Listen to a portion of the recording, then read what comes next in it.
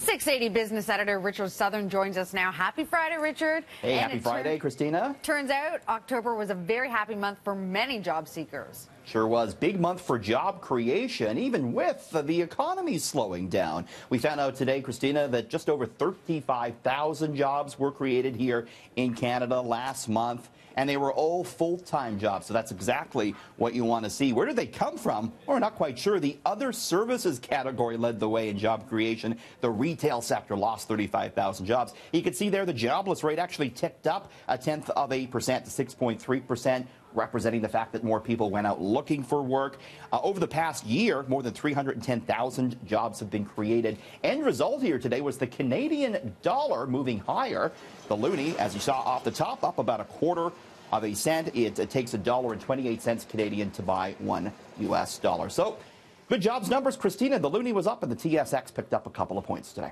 Okay, it's going to cost about $2,000, but that didn't stop many people from lining up overnight to get the new iPhone. I saw you out there this morning. No, were you not? not? No. No, not us. But a lot of people were. We were at the Apple store, the Eaton Center, and look at that.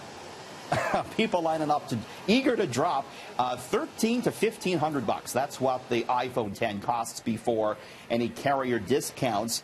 And if you didn't wait in one of these lines, sleeping all night, and you want an iPhone 10, you're going to have to wait. Apple giving delivery times now of 5 to 6 weeks for those ordering online. Most analysts are predicting that Apple won't be able to catch up with demand for this phone until early next year. So it looks to be another hit for Apple, and the company, Christina, reported very strong earnings last night. Apple stock closed at a record high today.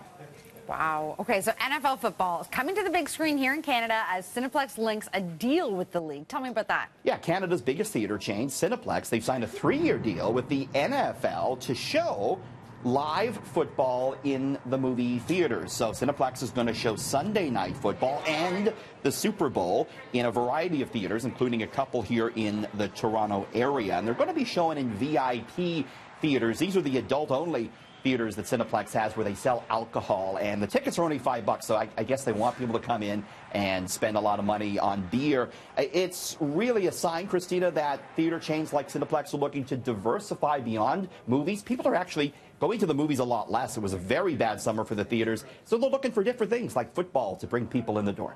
I'm not sure if that's going to do it, but worth the effort. A Twitter employee who was planning to leave the company went out with a blaze of glory last night, briefly deleting Donald Trump's account. Now, Richard, you're looking at what workplace experts say you should and shouldn't do on your final day on the job. The 680 newsroom went berserk for a brief moment last night. We said, Donald Trump deleted his Twitter. What's going on? But yeah, it turned out it was this rogue employee. So that's probably what you don't want to do. But let's take a look at things you should do if you are leaving a job on the last day. Workplace experts say maybe craft a thoughtful farewell email and send it from your personal address, Christina, if people want to contact you. Make sure you wipe your personal info off the computer that you're using. Do keep your contacts, though. Make sure to collect those. You might want to think about bringing your colleagues or the interns out for lunch. You got to remember that maybe one day they'll be on the hiring committee for your dream job. Write a transition document, a courtesy note to those taking over your job. That's a very professional thing to do. Don't do direct insults at management. You know, when a future company does their due diligence, that's who they're going to call after all. Don't ask how they're handling your position. The workplace experts say that can often be viewed as a brazen or inappropriate comment. And don't say you're too excited for your new job. Basically, Christina, just want to leave, I guess, on a real positive note. So don't go deleting anyone's account before you quit your job.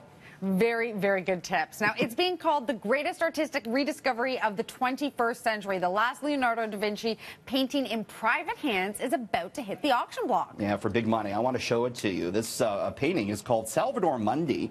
It's an image of Jesus Christ painted by Da Vinci around the same time that he painted the Mona Lisa, around 1500, and it at one time hung on the walls of royal palaces. It disappeared, though, towards the end of the 18th century. The painting, come 1900, was altered. The face on the painting was given a mustache and fake hair, so they didn't know what the painting was.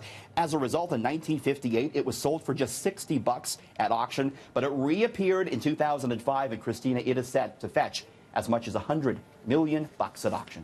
Wow. And this story is pretty cool. Airbnb is giving away a chance to spend the night inside an actual, real-life, life-size Lego house. Yeah, so this has just been constructed in Denmark, an actual Lego house. And the house is designed entirely in the brick-by-brick aesthetic of Lego.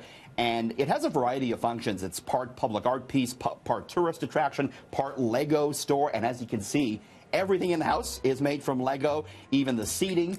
The newspaper that they're going to deliver to you in the morning apparently made of Lego. And in the cafeteria, all the food is served to you on Lego dishes. So they're offering a chance for a family to spend a night in here. To enter, you have to answer a question in 500 words or less. That being, what would you build with an infinite amount of Lego bricks? Probably not very comfortable beds. Anyways, thanks so much. Have a great weekend, Richard. Next, it's over to Faiza Amin.